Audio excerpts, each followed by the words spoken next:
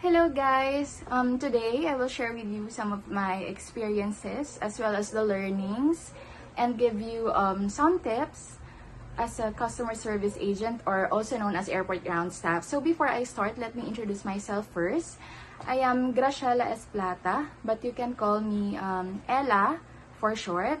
So lumaki din ako dyan sa atin sa Marinduque, particularly sa Buwak.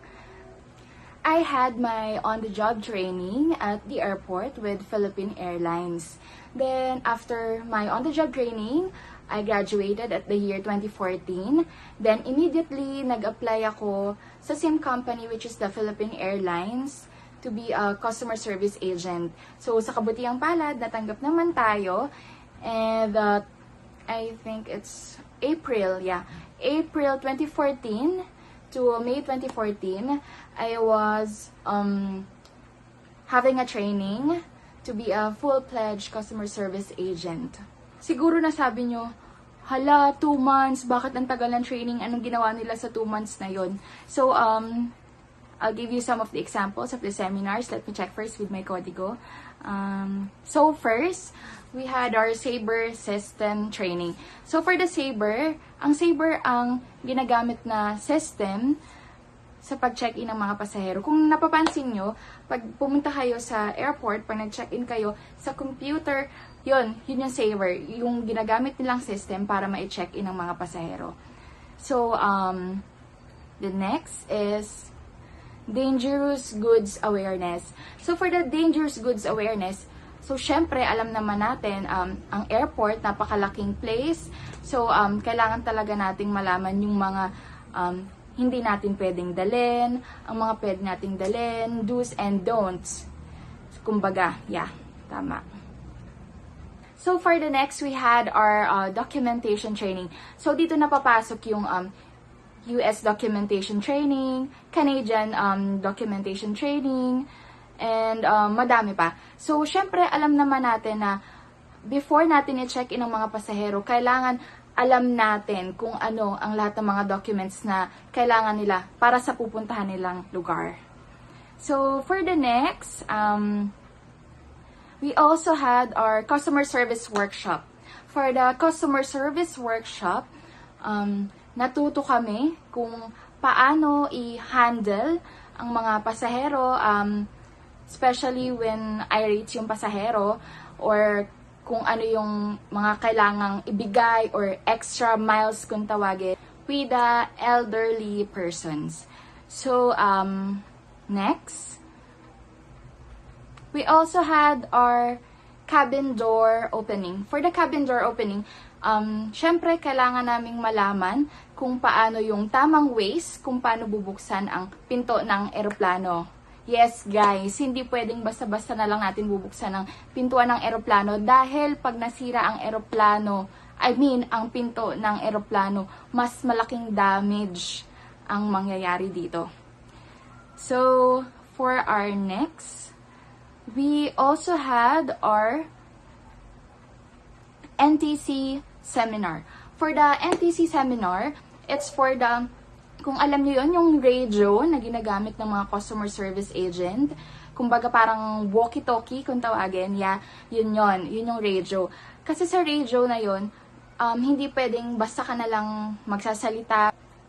Gusto mo sabihin sa coworker mo or sa supervisor mo na itong pasaherong ito, kayo na hinala, may dalang bomba or what, hindi mo basta-basta yung sasabihin sa radio. It's a big no-no na sabihin yung ganon. Tulad nga na nasabi ko, yung sa bomba, hindi mo pwedeng, it's a big scene na sabihin ng mga pasahero na pag tinanong ka, anong laman ng bagahe mo, sabi nila, bomba. No, it's a big scene sa airport. Usually, yung mga ganon, iniimbestigahan ng mga airport police and dinedetain nila. Worst, kakasuhan ang pasahero hanggang sa hindi na ito makaalis. So, for our next training, so we had our professional image training. Dito, tuturuan kayo kung paano mag-makeup, mag-ayos ng damit, kung ano yung standard na damit na hindi pwedeng maikli yung damit above the knee, hindi pwede yung ganon. Kung nakikita nyo, itong mga kilay na to, yan, dati hindi ako marunong yan, diretso lang yung kilay ko. Doon ako natuto sa professional image training namin. And siguro nagtatanong kayo, kailangan ba talaga yung lipstick pag nasa pal ka, kailangan ba talaga red, ganon? Yes, it's true na kailangan na red yung lipstick mo while working sa pal. So, ito ang ilan sa mga trainings and seminars na isi-share ko sa inyo. Hindi ko na iisa-isahin lahat ha, kasi kung iisa-isahin ko, medyo hahaba itong video natin. So, for the next topic na isi-share ko sa inyo, is kung saang department ako na i-assign while nasa airport ako. So, here, sa department, I had 4 different departments while nasa airport. First is sa check-in counter. Second is sa gates, or which is also known as the boarding gates. Third is the transfer desk. And fourth is for the CRO office. For the first check-in counter. So, guys, ito yung pinaka-favorite ko sa lahat. Bakit? Kasi dito ko natititigan ng matagalan ang mga artista na nag-check-in sa akin. Pero kidding aside, totoo yun. Sa check-in counter, unang pumupunta ang mga pasahero.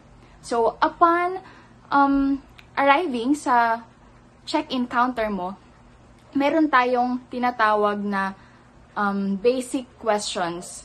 So, before pala ang basic questions, syempre, pag papalapit pa lang ang pasahero sa check-in counter mo, syempre dapat with a full smile ka na. As in, ganon. Kahit may problema ka or may problema sa family, sa puso, or sa what, kailangan all smile ka pa rin sa pasahero. So, first na kailangan mong i-check is ang passport nila. Kasi guys, kailangan mong malaman kung tao ba na nasa harap ko at ang tao sa passport na to is same. And as well as, yung sa mga passports kasi, meron tayong mga tinatawag na passport validity. For the passport validity, meron kasing mga lugar na kailangan ang validity ng passport mo is pasok sa kanila. For example, sa Hong Kong, pag pumunta ka ng Hong Kong, kailangan ang passport mo should be 3 months valid. Pag below 3 months ang validity ng passport, hindi mo siya pwedeng paalisin.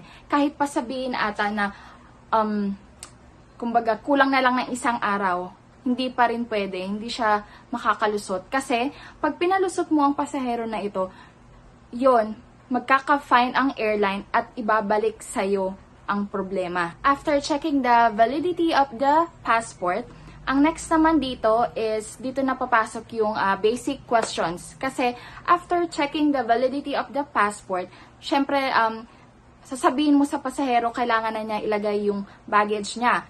For the basic questions, kailangan natin tanungin ang mga pasahero ng mga tanong na ito. Okay? So, first, ma'am, sir, is this your baggage? Or, ma'am, sa inyo po ba ang bagaheng ito? Second, ma'am, did you pack your bag yourself? Or, ma'am, kayo po ba ang nagpack ng bagaheng ito? Third, ma'am, has the bag been out of your possession since you packed it? Or, ma'am, nawala po ba ang bagaheng ito simula nang inayos ninyo?